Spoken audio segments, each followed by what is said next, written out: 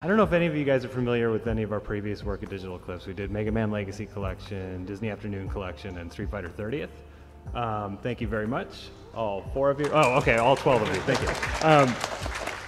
So, you know, our philosophy, the comparison we always make is to the Criterion Collection, right? Like, we think that for classic games, there is a market of people, and I suspect many of you in this room are this market, of people who really want like the premium version of these old games. They want to celebrate that, and they want to maybe even learn a little bit about where these games came from.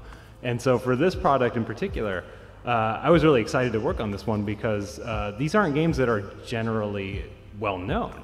You know, people know SNK, they know the more modern stuff, they know the Neo Geo stuff, but the 70s and 80s, the sort of creative boom of SNK that birthed all that stuff, I don't think people take a lot of time to actually study and digest. And so this product is an attempt to sort of capture that weird Wild West decade of SNK that led into the SNK we all know. So there's, let's see, there we go. So we have, what is it, 12 games on here? Something like that? 11, 12? Yeah. 13? I don't know. We have a bunch of games. And, you know, so like a lot of people know characters like Athena, and, you know, we have her first game in here. The Ikari Warriors, we have the entire trilogy. Psycho Soldier is probably, yeah, I heard a yeah for Psycho Soldier. I agree with you, sir. Some cool stuff that we did, you know, people just kind of think of one or the other, but you can play the arcade or the console versions of these games. Console in this case being the NES. And something I'm particularly proud of with this collection, did anyone in this room play Ikari Warriors on an actual arcade machine? A few of you have, thank you. So I don't know why I'm thanking you, I didn't make the game. So you guys might remember that Ikari Warriors in the arcade used what was called a loop lever joystick, which is a weird thing. It was a joystick that you could rotate, right? So you could move around by tilting, and then to aim your gun, you had to rotate the stick. And I don't know about your Switch, but my Switch doesn't have a loop lever on it. So what we did, and typically when this game has been re-released in the past, the solution for the loop lever was to map buttons to rotate clockwise, rotate counterclockwise. Never felt good, never liked it. So what we did on all the loop lever games in here is we added twin stick support, which makes Ikari Warriors like extremely playable for the first time, I think, ever since the arcade. This was really hard to do, but it was super worth it.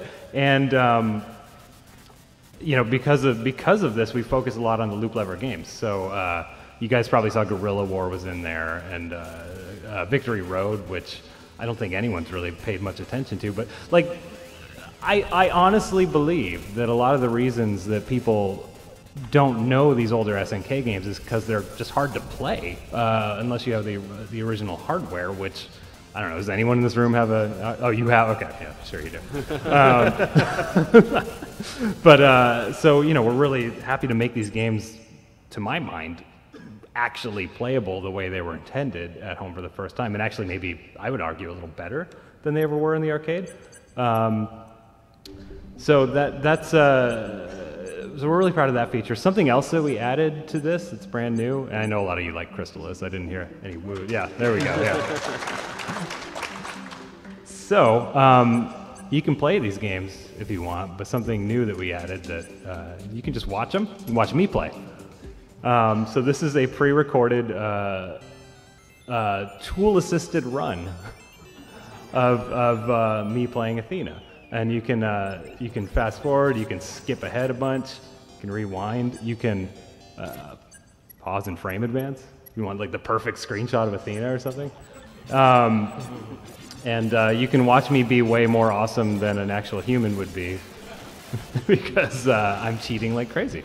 So that's a brand new feature we've never done before, and it's one of those things that we've wanted to do for a really long time, and I'm so happy that we managed to do it. This is also very hard to do, by the way. Oh, that was the wrong button.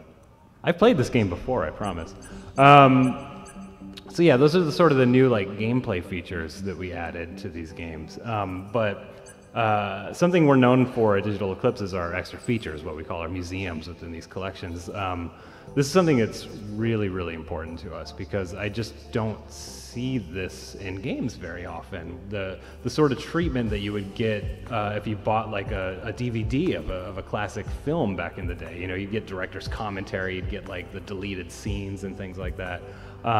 So for this collection, we couldn't include all 60 plus games that SNK did in the 80s because I can't work on this for the rest of my life, but we could talk about them. So we have this complete timeline of every game that SNK made before the Neo Geo. And that includes things that are actually lost, like no one has a copy of Yosaku that we can find. So we did this sort of cute, you know, drawn text, like RPG style thing where you can go through. And, you know, we don't have this game at all, but we have some screenshots that I scanned. And as usual, they're 4K resolution, super high-res things you can go through. And I just felt this was important because, you know, we sort of did a snapshot of what is probably the best games they did.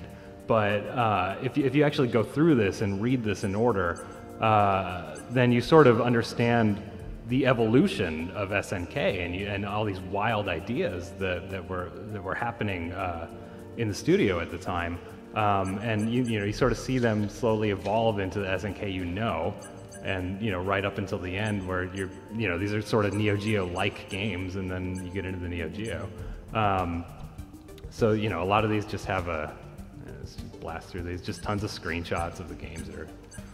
So like again, we couldn't take the time to actually put literally every game ever made, but at least you'll learn about them. And by the way, every English language list of SNK games is wrong, it's incomplete, but this one is complete, so. That was also hard to do. Bonus features, this one I'm very proud of. We contacted the original Crystalis artist she was so excited that anyone cared. Like, and that's such a crazy thing that we don't consider, is that a lot of these developers of these games that we all know and love don't realize that we know and love them, you know? So she just very happily scanned all of her concept art that she still had for us, and again, super high res, you can just zoom way up in that guy's nostrils. I'm really proud of that, and you know, and these are really cool. These are Japanese newsletters. These are like fanzines, but official fanzines that they sent out to the fans from, and we actually contacted Yoshino-san, who was the guy who created these fanzines back in the day, and he very happily scanned these for us. So I can't read a word of them. Maybe some of you can. And then, of course, sort of standard for us is a soundtrack player. And I don't know, should we play the Psycho Soldier theme? That's the one, right?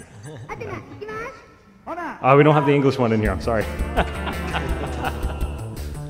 We do have, the English language version is in the game if you play it, though. So that's something maybe we haven't talked about, is that, yes, Psycho Soldier has the damn vocals in English and Japanese. Do you guys... I don't know, should I show Psycho Soldier real quick? Do we have time for that? All right. Like, if you guys don't know Psycho Soldier, it's the only game I know of where the protagonist sings their own theme song as you're playing. Let me, you know, as usual, we have the sort of like different screen options, so I'll fill that up. Let's just start. Can we turn that one up at all? Thank you. All right, here we go. Ready?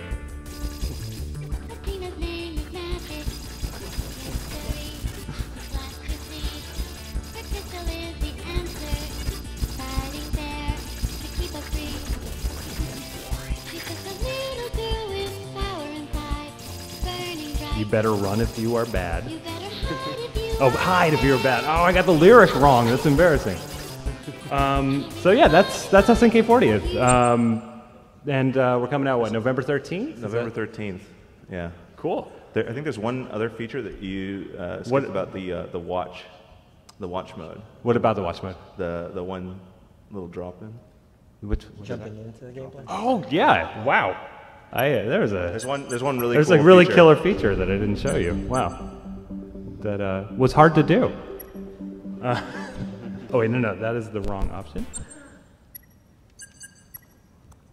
Okay, so you guys saw the watch option already. Again, you fast forward, go wherever you want. So normally this will just look like, like you're playing through, like, oh, okay, I see how to play through this part now, because I've seen the TAS. So, jump right the heck in. Now I'm actually playing. I can't believe I forgot that.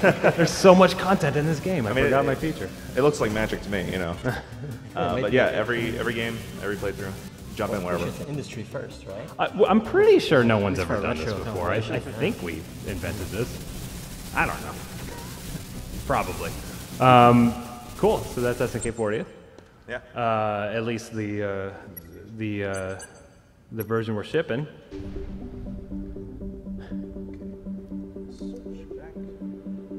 Great. So when we brought the announcement to PAX East earlier this year, we announced that the 13 titles were just the start.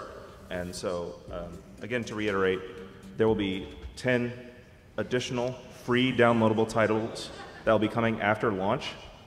USJP versions were available, console and arcade versions were available. I guess some people know this meme. I don't know this one.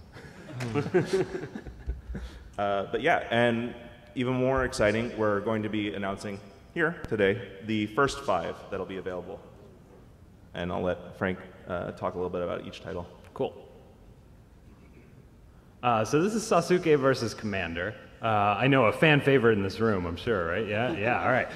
Sasuke versus Commander is a super interesting game that actually, should we just switch to me? I could show it. I have a video up right now. That was 7, right? No, you don't have to do that. I already did that. So I got it. What did I do wrong here? There I am. Okay. What? Okay. So this is a recording I made of Sasuke versus Commander in the hallway about 5 minutes before the panel. So Sasuke versus Commander, very, very early game in SNK's lineup. And this game is, hang on, where's my audio? All right, there we go. Opening cutscene, very rare for the 80s. So this is sort of a space shooter, except it's more of a ninja shooter. And as you can see, the bodies of your enemies fall as you hit them, and I'm very bad at this, apparently. But what makes this game really interesting, this is the first boss fight ever in a video game, as far as we know. And there's 6 different bosses in this game. They're all named. Hang on. Really hard boss fight. But this game, like from an historical perspective, is super interesting because, like as far as we know, again, they invented the boss fight with this game. And what's actually something really cool about this game that we did was we managed, thanks to SNK, to borrow an original PCB of the game so that we could cross-reference it and everything. And we actually found a bug that they shipped with. If you got to level 17, the game would crash, and it was just a 1-byte fix. So we fixed it, and just normal gameplay, it just crashes. Get through. Yeah, 17. It just crashes. I'm really making my way through. I'm about to get it. So now you can play to level 20, and there's an ending screen that no one's ever seen before. So you can see it now. I mean, I think the recurring theme here to a lot of this is that it's a lot of old games, but it's a lot of new stuff. Like never before seen stuff in this game. Yeah. So what's next here? Oh yeah, my favorite. Should have saved this one for last, but that's okay. So this is fantasy. I love that ape. Everything about this game's amazing. Wait, that's the wrong one. Hang on. We're gonna switch back to my video because I'm gonna let the opening of Fantasy just play in silence so you guys can hear it. Because oh really? Okay. Oh, I see. Now I finally understand how to control this thing. Okay. Volume's up. All right, you guys ready? How are you? I'm fine, thank you.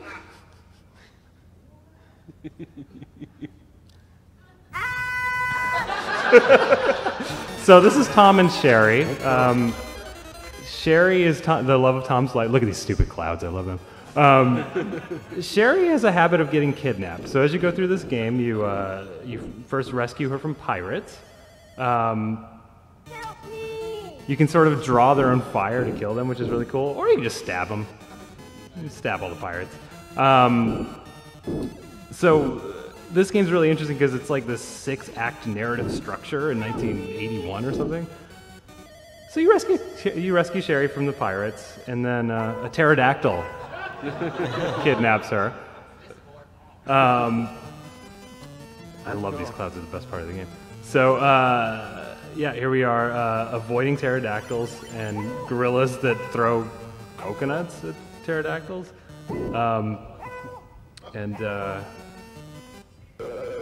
Yeah, sorry, I screwed up the... Voice samples in this game are pretty ridiculous. Just absolutely top notch. Yes. Once long ago considered next gen. And that's fantasy, so let's go back to you.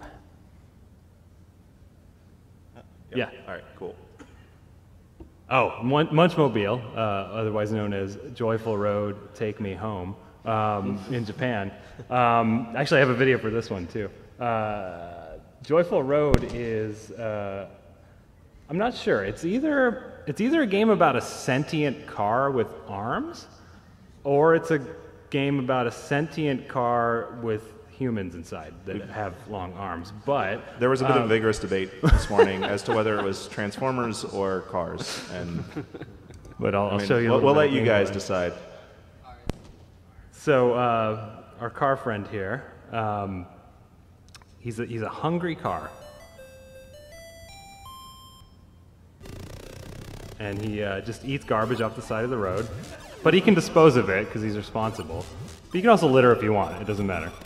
The game doesn't punish you for littering. And this is a twin stick game, so of course there's twin stick on this too. Oh, you can stub your hand. I love that animation. After a while, the cops come after you for littering, I guess. But if you manage to avoid the cops, as you can see, it's incredibly challenging. You go home and get this lovely ending. So I don't know if this is the couple coming out of the car, happy to be home, or if this is the couple happy that their sentient car came home to them, or if this is the man was driving and he came home to his wife. We don't know. There's so many mysteries to Joyful Road. All those old games left a lot to the imagination. So that's Joyful Road. What was that? The arms are a different color than what? Oh, that's a good point, because he's wearing a white shirt, so maybe those rainbow weird arms are the car's arms. That is what I suspect. And I don't know, I don't see a driver in this picture either. Yep. I mean, we can clearly see the wheel, so. Huh. All right, that's all the video I got, but what else are we talking about? Chopper 1. This is a real cool shoot 'em up, or I have a friend who gets really mad at me when I use the word shmup, so I'm just going to say that here in case they're watching. But it's one of them, and it's you know, it's a pretty good one for the time. I don't know, I don't really have too many interesting things to say about Chopper 1 because they don't have pterodactyls or gorillas in it, or cars with arms. But I like this one because it is very sort of Neo Geo feeling, right? Yeah, it's a very, like, you can see the clear lineage between this one and the Neo Geo. Yeah, the DNA, like, it's varies, right? Some of the stuff you're just like, how do they even get to? And then the other stuff you see, like, it's very clear, like, oh, I see. Yeah, this is the SNK, I know. Yeah, here it is. Yeah, many of these teams would go on and make actual totally, yeah. shooters, so it's interesting. And the museum mode, a lot of the research you guys did on that. Yeah, thank you. And then this is Time Soldiers. Yeah, our final announcement for today. And Time Soldiers is another loop lever game. So it's another one where we made twin stick. And this is kind of like Akari Warriors, if Akari Warriors had to travel through time and shoot cavemen in the face. It has a really interesting mechanic where you're rescuing your scientist bros, and they're all trapped in different times. And it's not just a linear game where you go forward. Like, you have to find the correct time machines to go back to the correct time to rescue the scientists and move on. So in theory, you could just be playing forever and never progress if you're an idiot like me and you don't understand the mechanic. But hopefully with this knowledge going forward, you'll know how to play this game. But I really like this one. And I'm really glad that we could sort of close the loop on the loop lever and have most of the loop lever games available for everyone. So that's all from me, I think. Yeah, well, there's one more. Just to sort of like show receipts, right? Yeah, not just, just a ROM dump or something like that, but like real physical units, real love and care into this one. Yeah, this is what people think my job is like every day, but it's not really. But it was for a week, and yeah, we were really fortunate, like I said, to be able to get some of these really rare PCBs borrowed from Japan to be able to reverse engineer and document and record them and make sure that what our implementation of the games was correct and accurate. And turns out MAME's kind of wrong sometimes. I think like Fantasy and also Joyful Road Munch Mobile are the first time they're being ported. And, oh, I think that's true. Yeah, I think that's the first time you can get Fantasy at all at home, right? And Munchmobile, unless you had the port for the Texas Instruments computer in 1984.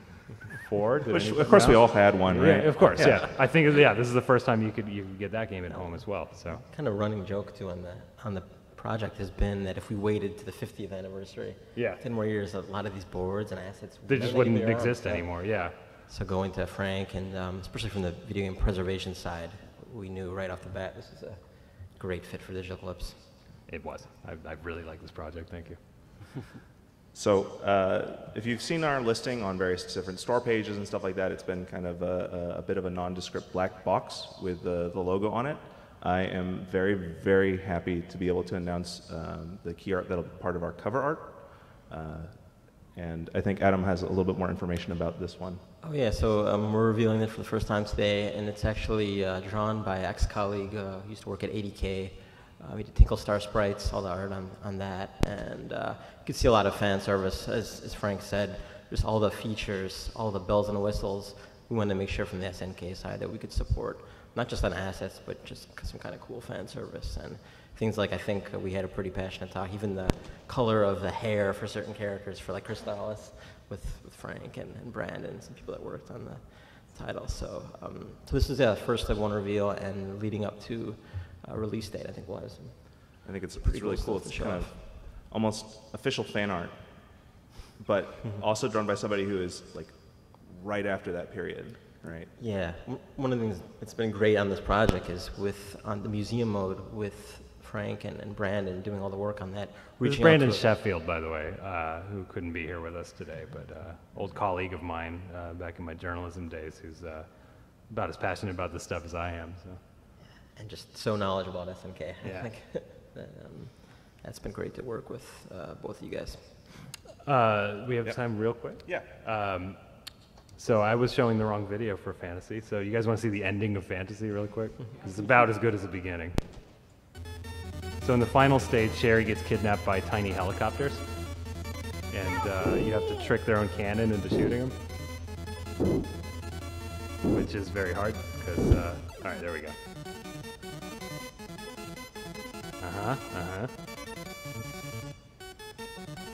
Go on. I love you. I love you too. All right, sorry, I just want to make sure you guys. So of course we're not just here to talk about 40th, as much as we probably could all day.